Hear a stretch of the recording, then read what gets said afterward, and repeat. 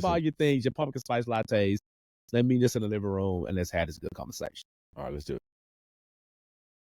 All right, Puzzle Pieces, we are in the living room, and we are excited to have a conversation a while back. I want to say about maybe a year ago. During February, we did something called the Love Letters, and we talked about Dwayne and Whitley and some other Black couples. Issa and Lawrence. And that we love, Black couples that we love, but we wanted to kind of dissect them and pick them apart to get past our love for them and kind of get to the nitty gritty to see if they were relationship goals, as some people will call them, to see if they were what they really were, right? And not just face value, but really break it down and see what they really were, and how they, resonate today, and go into that. So recently we've been seeing a lot of a sitcom rebooting. We've been seeing Black love, and it's been surrounded by the thought process of Martin and Gina in their relationship. Like I said, the rebooting of the people in this trailer regarding the potential rebooting of Martin, but from the vantage point of Ham trying to find love, which will be very interesting. Also seeing like some clips recently of just Martin and Gina, especially the first episode when they in the room. We'll talk about that in a second. But we wanted to kind of break down Martin and Gina, their relationship, their dynamics, the friend group dynamics, all the things that made their relationship what it was. So I'm gonna start out with I'm gonna go straight up. Was their relationship? People thought it was a great relationship, but now we're in 2024. I think the show aired in the early 90s, like 92, whatever. Was their relationship toxic? It was. You're asking me? Yeah, I'm asking. Okay. So I'm just trying to see when it came out officially. 92. You're right. Yeah. So that's 30 years ago. Over 30 years ago. Yeah, for sure. Yeah. One of the worst examples of Black love in a Black American sitcom television. Mm-hmm. And it takes nothing away from Martin. Martin is in my top 5 favorite Black sitcoms of all time. Yeah. But if you look at the dynamic of Martin Lawrence and Gina Waters as a couple, there was nothing to aspire to. Yeah. Now, did that mean that it was all bad? Not at all. Does it mean that in reality, I think the beauty of it is that it probably reflected reality of Black couples, particularly in the 90s. Like you had, one character who was, a little bit more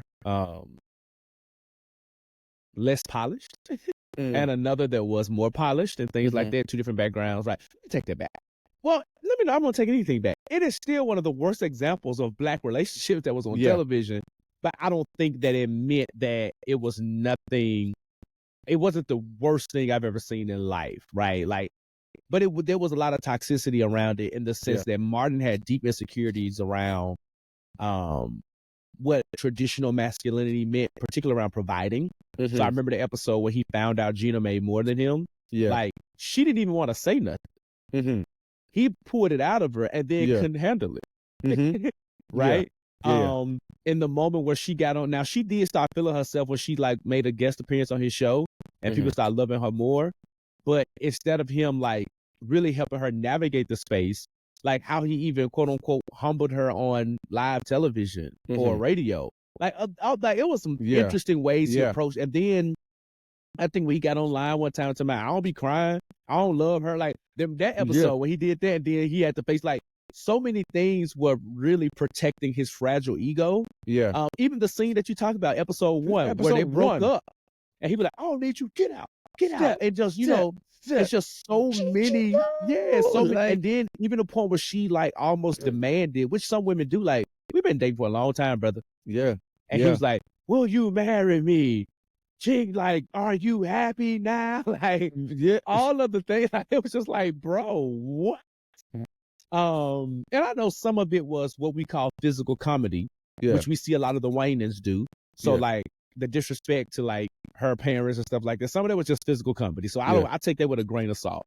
But it was some of the dynamics around just, how he treated Gina. It wasn't the best, right? And I think when Gina made those demands of him with the wanting to, because I think they broke up like twice on the show before. Yeah. And then there was the whole, engagement situation. I don't know, like almost juxtaposing it to Dwayne and Whitley. They were really young.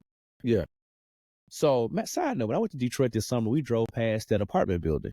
Okay. And it looks far more affluent in person than it does on that snapshot. Interesting. I don't know.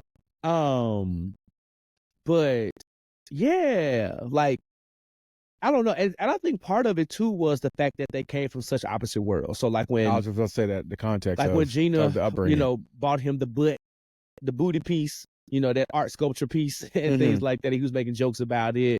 From him like wanting to impress his friends with the big television coming out their savings account. Like all these, there was so many things that they're the opposite. And then here's another piece, and I'll throw it back to you. Like how he allowed his mom to disrespect Gina. Like I allowed it. Yeah. Right.